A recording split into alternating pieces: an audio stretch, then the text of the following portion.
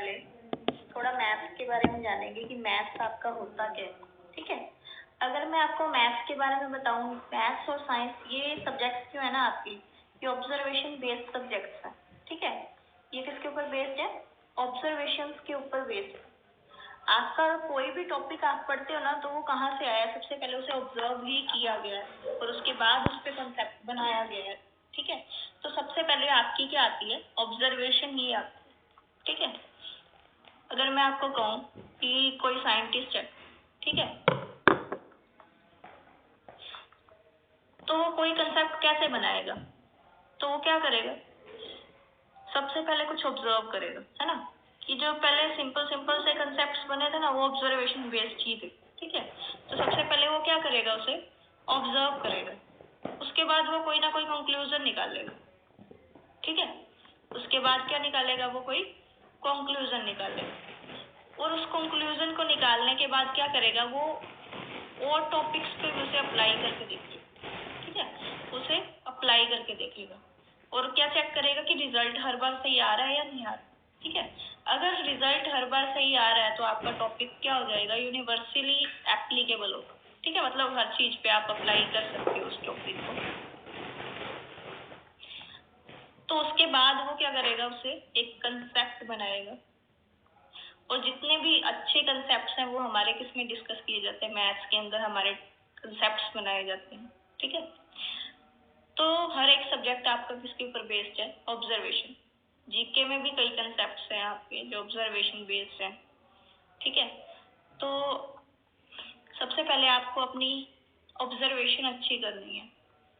कोई भी आप सब्जेक्ट पढ़ रहे हो तो आपको क्या पहले अपनी ऑब्जर्वेशन को अच्छा करना है, हर टॉपिक को समझना है, उसके कंसेप्ट को सबसे पहले आपने समझना है। कंसेप्ट को समझने के बाद आप क्या करोगे? उसके क्वेश्चंस को ट्राई करोगे। पहले आपको क्वेश्चंस पे नहीं जाना है। कोई भी टॉपिक आप पढ़ रहे हो तो सबसे पहले उसका कंसेप्ट पढ़ो कि इसका मतलब क्या है। ठीक है, और उसके बाद उनके क्वेश्चंस को ट्राई करो। आप मैथ्स और साइंस में इस तरह से अपना रूटीन बनाइए कि आप इन अ वीक 2 कॉन्सेप्ट्स आपको पढ़ने हैं। ठीक है, और उसके बाद उनके क्वेश्चंस को ट्राई करना है। और जब आप पूरा मैथ्स एक बार पढ़ लो, उसके बाद आपने क्या करना है? हर एक टॉपिक को 2-2 बार रिवाइज करना है। ठीक है, ऐसा करने से होगा क्या कि जब भी आप ऐसा करोगे ना, आप उसे लॉन्ग टाइम तक याद रख पाओगे। ठीक है, कोई भी आपका टॉपिक है ना, वो आपको लॉन्ग टाइम तक याद रहेगा। ठीक है, आप रिमाइंड कर रखोगे उसे। अगर मैं आपको कहूँगी होता क्या है, अगर कोई 6th का बच्चा है वो 10th तक आता है ना, तो उसे कुछ नहीं पता होता कि मैंने 6th में क्या पढ़ा था। ठीक है, तो आपको रिवीजन करनी है अपनी सभी कंसेप्ट्स की, ताकि आपको हर चीज का पता हो। ठीक है, क्रैमिंग नहीं करनी। क्रैमिंग हमेशा याद नहीं रहेगी। अगर आप किसी टॉपिक को क्रैम करते हो ना, तो आप कुछ टाइम के बाद उसे भूल जाओगे। ठीक है, तो क्रैमिंग आपने नहीं करनी, आपने हर चीज को समझना है। तो आज हम एक अरिथमेटिक प्रोग्रेशन के बारे में, कि एपी आपका क्या होता है। ये क्लास 10 का टॉपिक है, अरिथमेटिक प्रोग्रेशन। ठीक है, तो अगर मैं आपको सिंपल भाषा में इस टॉपिक के बारे में बताऊं तो ये नंबर सीरीज पे एप्लीकेबल है। नंबर सीरीज का एक कंसेप्ट है। ठीक है, कि आपकी जो नंबर की सीरीज होती है ना, जैसे ये एक नंबर सीरीज है 1 3 5 7 9, ठीक है, 11, ये नंबर सीरीज है और ये भी एक नंबर सीरीज है।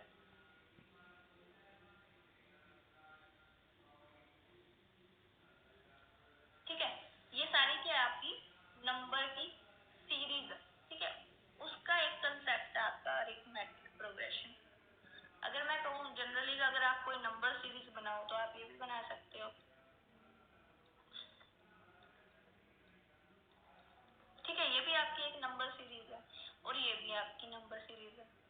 तो अरिथमेटिक प्रोग्रेशन जो है ना आपकी, उसमें क्या होता है कि जो आपका गैप है, 2 नंबर्स के बीच का जो गैप है ना, वो हमेशा सेम रहता है। ठीक है, नंबर सीरीज में आप कई सारी सीरीज बना सकते हो, लेकिन उसका एक आप कंसेप्ट देखो तो वो क्या है कि आपका जो गैप है ना, वो हमेशा सेम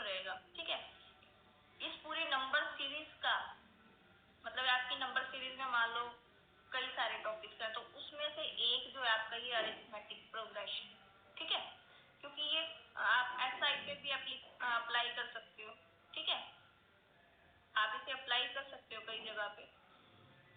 तो ये जो नंबर सीरीज का जो ये कंसेप्ट है उसके अंदर आपका ये क्या है, एपी एक टॉपिक है, अरिथमेटिक प्रोग्रेशन।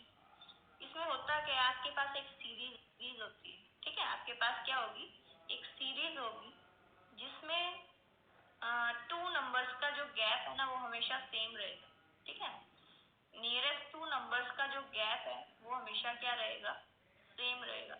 उस सीरीज को आप क्या बोल देते हो, अरिथमेटिक सीरीज, ठीक है, अरिथमेटिक सीरीज या अरिथमेटिक प्रोग्रेशन, ठीक है। अगर मैं यहाँ कहूँ कि कौन से 2 नंबर होंगे जिनका गैप हमें हर बार चेक करना है, तो आपने नियरेस्ट 2 नंबर्स का गैप चेक करना है। मान लो आप इन 2 का गैप चेक करो, फिर आप इन 2 का गैप चेक करो, ठीक है, फिर उसके बाद इनका गैप चेक करोगे। अगर आपका कॉमन डिफरेंस जो है वो डी हर बार सेम आ रहा है, ठीक है, आपका जो डिफरेंस है हर बार सेम आ रहा है, तो उसे आप क्या बोल दो कि वो जो डिफरेंस है ना वो क्या है, आपका कॉमन डिफरेंस, ठीक है, वो डिफरेंस क्या आपका कॉमन डिफरेंस है, ठीक है। अब हम इसकी डेफिनेशन को देखते हैं, अरिथमेटिक प्रोग्रेस को अगर हम देखें तो क्या होती है, an arithmetic progression is a list of numbers. मैंने क्या कहा आपको, सीरीज होती है ना नंबर्स की, इसने क्या बोल दिया, list of numbers in which each term is obtained, मतलब जो नेक्स्ट टर्म आएगी वो कैसे ऑब्टेन्ड होगी, by adding a fixed number. Fixed number आपका क्या है, जो आपका कॉमन डिफरेंस है उसको आपने क्या कर देना है, उसमें ऐड कर देना है, किसमें, टू द प्रीसीडिंग टर्म, ठीक है, प्रीसीडिंग टर्म मतलब जो उससे पिछली टर्म थी ना उसमें आप कॉमन डिफरेंस को ऐड करोगे तो आपको नेक्स्ट टर्म मिलेगी, ठीक है। 2 चीजें होती है, एक होता है प्रीसीडिंग और एक होता है सक्सीडिंग, ठीक है। प्रीसीडिंग का मतलब क्या है कि मान लो ये 3 और 5 है आपके पास, ठीक है, तो ये आपकी, अगर आप 5 से देखो तो ये जो 3 है ना वो आपकी क्या है, प्रीसीडिंग, ठीक है, मतलब इससे एक पहले वाली है। और अगर आप सक्सीडिंग की बात करो तो सक्सीडिंग क्या होगा, जो इसके बाद की जो टर्म होगी, अगर 5 से ही आप देखो तो उसके बाद की जो टर्म होगी उसे आप क्या बोलोगे, सक्सीडिंग, ठीक है। तो आपने क्या करना है इसमें, जो उसकी प्रीसीडिंग टर्म है, मतलब जो आपका 5 है, मान लो आपने 5 निकालना है तो आपने क्या करना है, इससे पहले वाली टर्म में क्या ऐड कर देना है, अपना डी कॉमन डिफरेंस ऐड कर देना, ठीक है। तो उससे आप क्या बनाओगे, एक सीरीज बना, जिसे आप क्या बोलते हो, अरिथमेटिक सीरीज, ठीक है। तो आपका जो सीडी है मतलब कॉमन डिफरेंस है वो हर बार किस नेचर का होगा, ठीक है, ये बहुत इंपॉर्टेंट पॉइंट है, अगर पूछा जाए तो एक नंबर में आपका ये क्वेश्चन आ सकता है कि ये कॉमन डिफरेंस का नेचर क्या होगा। तो अगर मैं कहूँ 1 2 2 3 4, मैंने ऐसी कोई सीरीज बना दी, अगर मैं देखूं तो यहाँ पे हर बार नेक्स्ट टर्म में 1 ऐड हो रहा है ना, नेक्स्ट टर्म में कितना ऐड हो रहा है, 1 ऐड हो रहा है, तो ये सीरीज क्या होगी, पॉजिटिव सीरीज, ठीक है, इसको आप क्या कह दोगे, पॉजिटिव सीरीज। और जब मैं नेगेटिव की बात करूंगी तब क्या होगा, हर टर्म में से कितना माइनस हो रहा है, 1 माइनस, ठीक है, हर टर्म में से कितना माइनस हो रहा है, 1 माइनस हो रहा है, तो वो आपकी सीरीज कैसी होगी, नेगेटिव सीरीज, ठीक है। अब जीरो का मतलब क्या है यहाँ पे, अगर मैं गैप, आपकी अरिथमेटिक सीरीज है क्या जिसमें गैप हमेशा सेम रहे ना, गैप क्या रहे, हमेशा सेम रहे, वही आपकी क्या है, अरिथमेटिक सीरीज है। तो अगर मैं गैप को 0 रख दूं, ठीक है, तो गैप तो आ रहा है ना, और वो भी सेम ही आ रहा है हर बार, तो ये 0 के कारण भी ये सीरीज कैसी होगी, अरिथमेटिक सीरीज होगी, ठीक है। आई होप कि आपको समझ आया होगा। अब नेक्स्ट हम एक्सरसाइज से रिलेटेड, अब यहाँ पे हमने क्या डिस्कस करना है, 5.2 एक्सरसाइज का ये फॉर्मूला है आपका 5.2 का, ठीक है, a plus n minus 1d। अब इस फॉर्मूला में आपकी जो टर्म्स है ये क्या है, जो ये आपका a है इसको क्या आप बोलोगे, फर्स्ट टर्म, ठीक है, कोई भी सीरीज है उसकी जो फर्स्ट टर्म है उसको क्या आप बोलते हो, a, ठीक पे क्या है आपका डिफरेंस, जो उनका सबका कॉमन डिफरेंस है आपका। n क्या है, जो टर्म आपने निकालनी है ना वो क्या है आपकी n है, ठीक है। n क्या है आपकी, जो टर्म आप निकालना चाहते हो वो आपकी क्या है n, ठीक है। मान लो अगर मेरे को 10 टर्म निकालनी है, 10th टर्म, तो मैं यहाँ पे 10 पुट कर दूंगी, ठीक है। तो यहाँ से वो क्या आ जाएगी, टर्म आपके पास आ जाएगी, ठीक है। अगर मैं इसको आपको अप्लाई करके दिखाऊं, पहले हम इसे प्रैक्टिकली करके देखते हैं, ठीक है। जैसे आपके पास सीरीज है 2, 5, 8, 11, ठीक है। अगर मैं यहाँ पे आपको कहूँ कि मुझे इसमें आप 11 के बाद वाली टर्म बताइए कि क्या आएगी, तो आप कैसे बताओगे। देखो आप यहाँ से चेक कर सकते हो कि 2 और 5 में कितने का गैप है, 3 का। 5 और 8 में फिर 3 का। 8 और 11 में फिर 3 का। और 11 में अब क्या ऐड करना पड़ेगा आपको, 3 ऐड करना पड़ेगा ना। तो आपको क्या मिल गया, 14 मिल गया, ठीक है। तो एक तो आपके पास ये तरीका है कि आप अपनी सीरीज को कि कोई भी टर्म जो है उसको आप निकाल सकते हो। लेकिन अगर आपकी सीरीज बहुत ज्यादा बड़ी है, मान लो आपको 50th टर्म निकालने को कह दिया, ठीक है, कि इसकी 50वीं टर्म आप निकाल के दिखाओ, तो आप ऐसे ही करते रह जाओगे, है ना। तो उसको करने के लिए आपके पास ये फॉर्मूला आपके पास है a+n-1d। अब ये डिराइव कैसे हुआ फॉर्मूला, इसको देखते हैं। देखिए आपकी जो फर्स्ट टर्म है लेट कि वो a है, ठीक है, वो आपको कितनी दी हुई है, 2। अब नेक्स्ट टर्म अगर मैं बताऊं आपको, उसको आप क्या बोलोगे, इसको a1 बोलो, ठीक है, फर्स्ट टर्म। अगर मैं सेकंड टर्म बोलूं तो आप क्या बोलोगे, कैसे निकालोगे, आपको 2 में क्या ऐड करना पड़ेगा, कॉमन डिफरेंस 3 ऐड करना पड़ेगा, तभी आप निकालोगे सेकंड टर्म दैट इज 5, ठीक है। अगर अब मैं थर्ड टर्म आपसे पूछूं कि मुझे थर्ड टर्म निकाल के दिखाओ, आप क्या करोगे, 5 में 3 ऐड करोगे और 8 बताओ, ठीक है। लेकिन अगर मैं देखूं कि 2 में अगर एक बार मैंने ऐड किया d, तो मुझे सेकंड टर्म ऐड मिली। देखो अगर मैं यहाँ से यहाँ तक का गैप देखूं तो कितने का गैप आ रहा है, 3, 3, 6 का। 8 में से 2 गया 6, मतलब यहाँ पे फर्स्ट टर्म में कितना ऐड हो रहा है, जो आपका जो 3 कॉमन डिफरेंस है वो कितनी बार ऐड हो रहा है, 2 बार। तो 2 × 3, ठीक है। तो आपको क्या मिल गया, 8 मिल गया। अगर मैं आपको अब a4 कहूँ तो उसके लिए आपको क्या करना पड़ेगा, अगर मैं यहाँ से फोर्थ टर्म निकालना चाहती हूँ, तो अगर मैं यहाँ से गैप चेक करूँ, यहाँ से गैप चेक करूँ तो कितने का गैप आ रहा है, 9 का गैप आ रहा है ना। और आपको फर्स्ट टर्म से ही लेके चलना है, तो 2 + 3 × 3, ठीक है, 9 तभी बनेगा ना, 3 × 3, और आपको क्या मिल गया, 11 मिल गया। तो यहाँ पे आप एक चीज नोट करो, ये आपका a तो फिक्स है ना, आपका a1 जो है वो तो फिक्स है ना हर बार 2, तो यहाँ पे आपका a फिक्स हो, ठीक है। उसके बाद क्या हो रहा है, अगर आपकी सेकंड टर्म है तो यहाँ पे क्या आ रहा है, ओनली 3 आ, है ना, जो कि आपका क्या डिफरेंस। जब आपकी थर्ड टर्म है तो यहाँ पे 2 आ रहा है, जब फोर्थ टर्म है तो आपके पास यहाँ 3 आ रहा है ना। अगर अब ऐसे ही अगर मैं a5 निकालूं तो यहाँ पे क्या आएगा, 2 + 4 × d, मतलब जो आपकी टर्म है ना उससे एक कम आ रहा है ना। तो इसने क्या किया, अगर मुझे n टर्म निकालनी है तो मैं यहाँ पे क्या लिख दूंगी, n-1, और इसको किससे मल्टीप्लाई कर दूंगी, d से मल्टीप्लाई, ठीक है।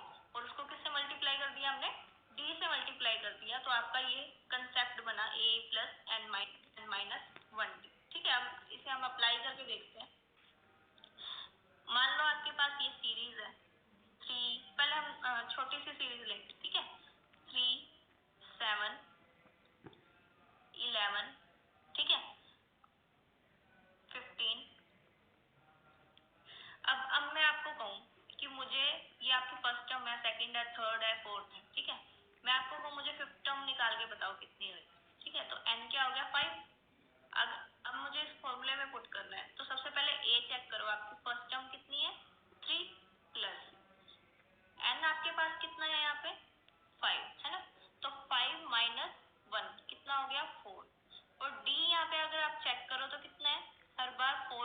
आ रहा है, तो डी भी कितना है 4। तो अगर आप इसको सॉल्व करो तो 3 + 4 4 16, कितना हो गया 19। ठीक है, आपके पास कितना आया 90, मतलब आपकी जो फिफ्थ टर्म है वो कितनी है 19। अब हम इसे यहाँ से चेक करके देख सकते हैं, देखिए 3 + 4 7, 7 + 4 11, 11 + 4 15, 15 + 4 कितना हो गया 19, है ना। तो आपकी फिफ्थ टर्म यहाँ से 19 ही आ रही है ना, और हमने फॉर्मूला से निकाला तो वो तब भी 19 ही आ रही। ठीक है, तो आपके इस फॉर्मूले से आप डायरेक्ट निकाल सकते हो, आपको इसे ध्यान रखना है इस फॉर्मूले को। ठीक है, अब जो आपकी एक्सरसाइज है ना उसमें आपको बस चेंज करके दिया होगा, कभी आपको एन नहीं दिया होगा और टर्म दे दी होगी। ठीक है, कभी आपको गैप नहीं दिया होगा, ऐसा भी हो सकता है फर्स्ट टर्म भी ना दी हो। ठीक है, उस टाइम पे आपको बस उनको थोड़ा बहुत वेरिएशन करना और अपने क्वेश्चंस को सॉल्व करना। ठीक है, मैं यहाँ पे 4-5 क्वेश्चन अच्छे अच्छे डिस्कस भी करूंगी, पर उससे पहले हम सभी कंसेप्ट को अच्छे से देख लेते हैं। ठीक है, अब नेक्स्ट कंसेप्ट जो है आपका वो 5.3 एक्सरसाइज का कंसेप्ट है। ये क्या है, सम ऑफ अरिथमेटिक प्रोग्रेशन की जो आपकी सीरीज आ रही है ना, उन सबको उनमें उसमें जितने भी टर्म्स हैं उनको आपको जोड़ना है। ठीक है, जितनी भी आपके पास टर्म्स हैं उनको आपको क्या करना है, जोड़ देना है। तो उसे आप क्या कहोगे, सम ऑफ अरिथमेटिक प्रोग्रेशन। जैसे मैं आपको एक सीरीज दूं 1, अब यहाँ पे कॉमा नहीं आएगा, यहाँ पे आपको प्लस का साइन यूज करना है।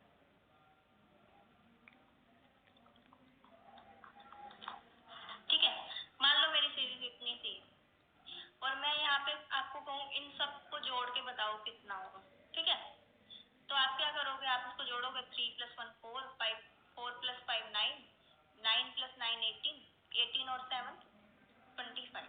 ठीक है, आपने इन सबको जोड़ के बता दिया 25।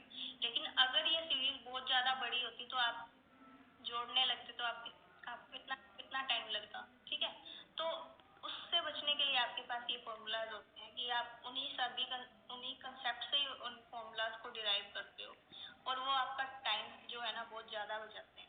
ठीक है, तो एक तो ये आपका तरीका हो गया। अब इसे और कैसे कैसे सॉल्व कर सकते हैं हम, देखो आपने सम निकालना था ना इन सब का, तो हमने इसे कैसे सॉल्व करना है। फर्स्ट फॉर्मूला आपका क्या है,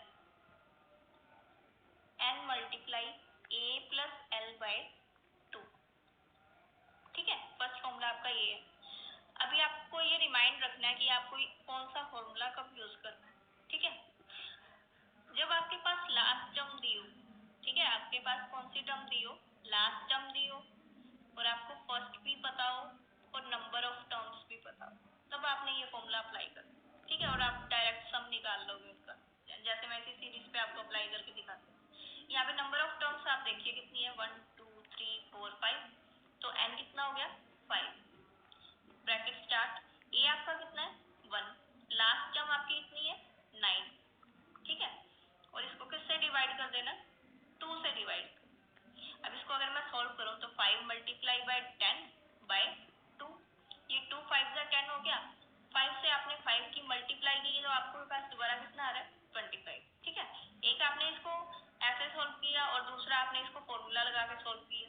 ठीक है, आपका आंसर 25 ही आ रहा है। ठीक है, तो आपका फर्स्ट कंसेप्ट आपका क्या है कि जब आपके पास फर्स्ट टर्म, लास्ट टर्म और नंबर ऑफ टर्म्स भी हो तो आप डायरेक्ट सम इस फॉर्मूला को लगा के निकाल सकते। ठीक है, अब नेक्स्ट आपका पास फॉर्मूला क्या है, जब आपके पास d पता है, आपको फर्स्ट टर्म पता है और नंबर ऑफ टर्म्स पता है। ठीक है, जब आपको नंबर ऑफ टर्म्स पता है, फर्स्ट टर्म पता है और डिफरेंस पता है, तो उस टाइम पे आप कौन सा फॉर्मूला लगाओगे, n × 2a + n-1d / 2, पूरे को 2 से डिवाइड कर देना।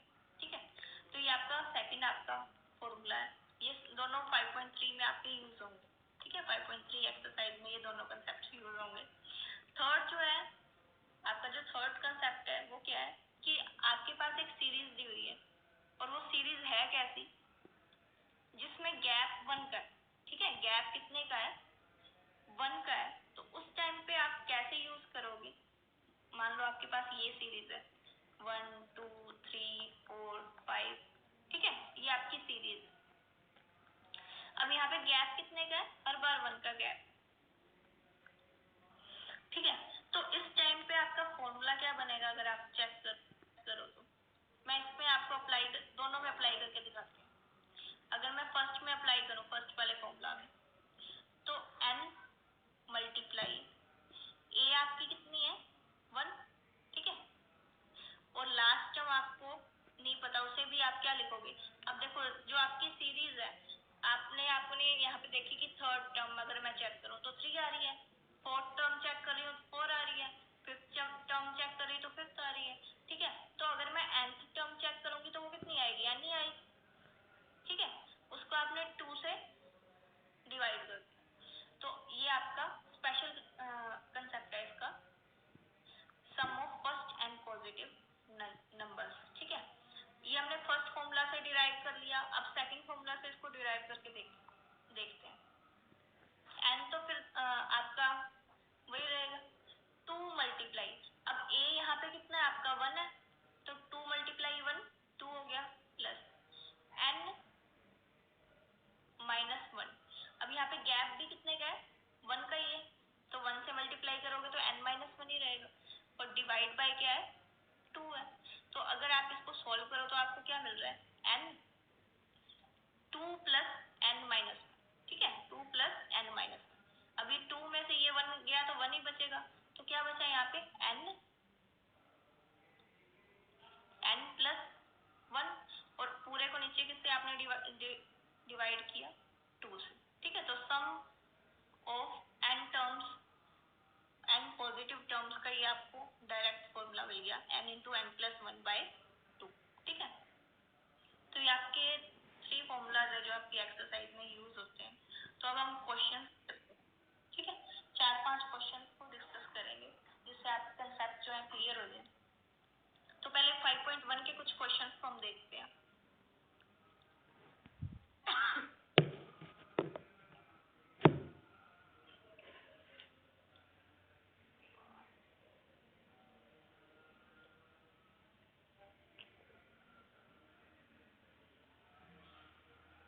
अगर मैं ये क्वेश्चन आपके सामने रखूं, 4, 10, 16, 22, ये आपका 5.1 का क्वेश्चन है, और आपको इसमें क्या पूछा हुआ है, ये आपका एग्जाम्पल है। Which of the following list of numbers form an AP, आपने क्या बताना है कि ये एपी है या नहीं। If they form an AP, अगर ये एपी बन रही है तो आपको क्या बतानी है, नेक्स्ट 2 टर्म्स बतानी। ठीक है, आपको इसके आगे वाली 2 टर्म्स बतानी है, वो क्या होंगी। तो सबसे पहले आपको चेक करना है कि ये एपी है या नहीं है, तो उसके लिए आपको यहाँ पे क्या चेक करना पड़ेगा, कॉमन डिफरेंस। ठीक है, जब भी आपको चेक करना है ना कि ये एपी है या नहीं, आपको सिर्फ गैप देखना है। अगर गैप हर बार सेम आ रहा है तो वो एपी है। ठीक है, अगर मैं यहाँ पे देखूँ तो यहाँ पे 6 का गैप है, यहाँ पे फिर 6 का गैप है, यहाँ पे फिर 6 का गैप है, तो ये क्या आपकी एपी है। ठीक है, तो आपको पता लग गया ये एपी है। अब आपको क्या बताना है, इसमें नेक्स्ट 2 टर्म्स बतानी है। तो नेक्स्ट टर्म, इससे नेक्स्ट टर्म कैसे आएगी, 22 प्लस 6 कितना हो गया 28, फिर आपने 6 ऐड किया तो फिर कितना हो गया 34। तो नेक्स्ट 2 टर्म्स आपके पास क्या आई, एक 28 और दूसरी आपके पास कितनी आ गई 34। ठीक है, तो आपकी फर्स्ट एक्सरसाइज में आपको यही सब कुछ ही दिया हुआ है कि आपको कॉमन डिफरेंस चेक करना है। एक और क्वेश्चन हम इसमें देखते हैं। ये वाला क्वेश्चन देखो, a 2a 3a 4a। ठीक है, अब इसमें चेक करना है कि डिफरेंस सेम है या नहीं। ठीक है, आपने कभी 2x में से x घटाया है, आपको क्या मिलता है x।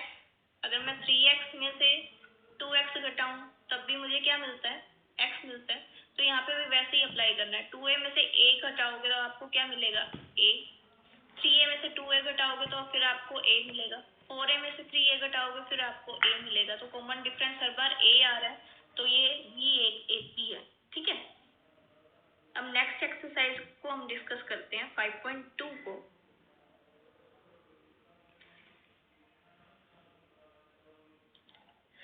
5.2 को हम डिस्कस करते हैं। पहले हम फॉर्मूला जो है हमारा 5.2 का देखते हैं। क्या फॉर्मूला था, ए एन क्या है, ए प्लस एन माइनस 1 डी। ठीक है, ए एन क्या है आपके पास, ए प्लस एन माइनस 1 डी, जिसमें ए आपकी फर्स्ट टर्म है, एन आपकी क्या है, नंबर ऑफ एन टर्म जो भी आपने निकालनी है, और डी आपका क्या है, कॉमन डिफरेंस। ठीक है, तो आप इस पे क्वेश्चंस को ट्राई कीजिएगा, मैं 2-3 आपको करवाती हूँ।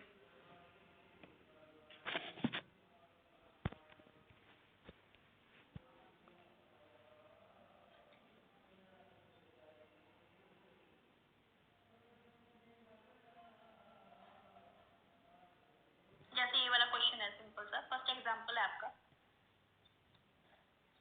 2, 7, 12, और यहाँ पे आपको क्या कहा हुआ है कि इसकी 10th टर्म फाइंड कीजिए, क्या हो। ठीक है, आपको क्या फाइंड करनी है, इसकी 10th टर्म फाइंड करनी है।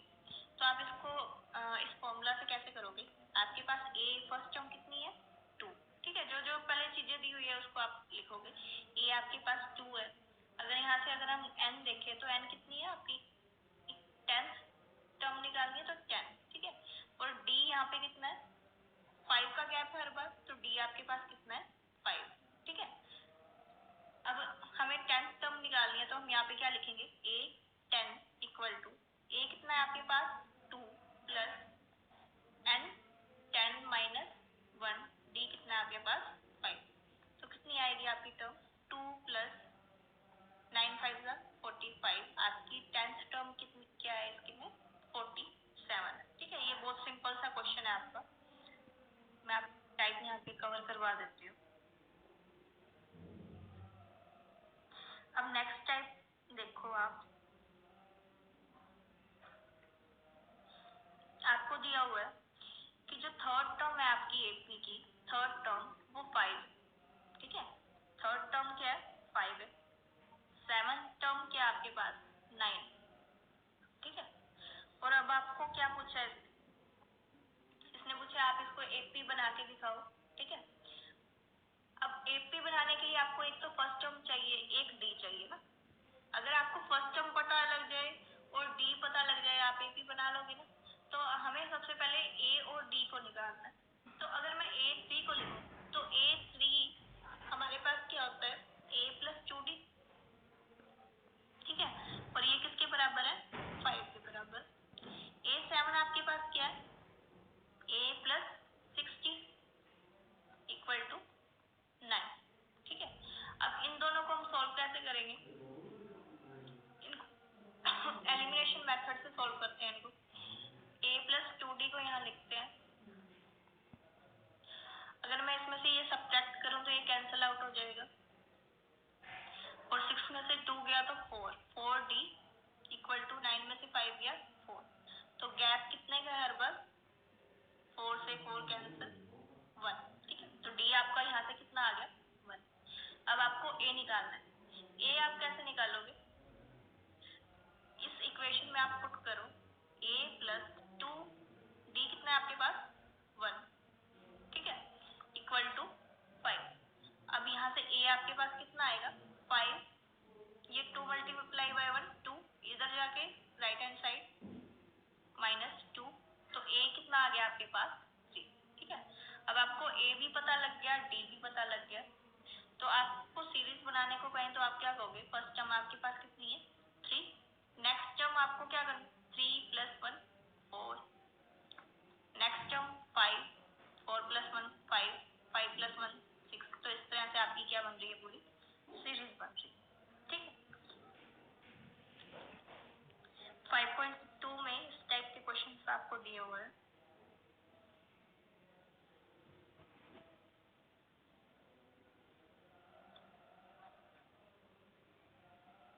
अब हम 5.3 डिस्कस करते हैं, जिसमें हमें क्या निकालना है, सम निकालना है। अब हम थर्ड एक्सरसाइज के फॉर्मूलाज डिस्कस करेंगे। हमारे पास क्या दिया हुआ है, एस एन, जब आपके पास लास्ट टर्म है तो आपने क्या अप्लाई करना है, n into a plus l by 2, और अगर आपके पास लास्ट टर्म नहीं है तो आप क्या अप्लाई करोगे, n by 2 2a plus n minus 1 d. ठीक है, तो हम इनके ऊपर बेस्ड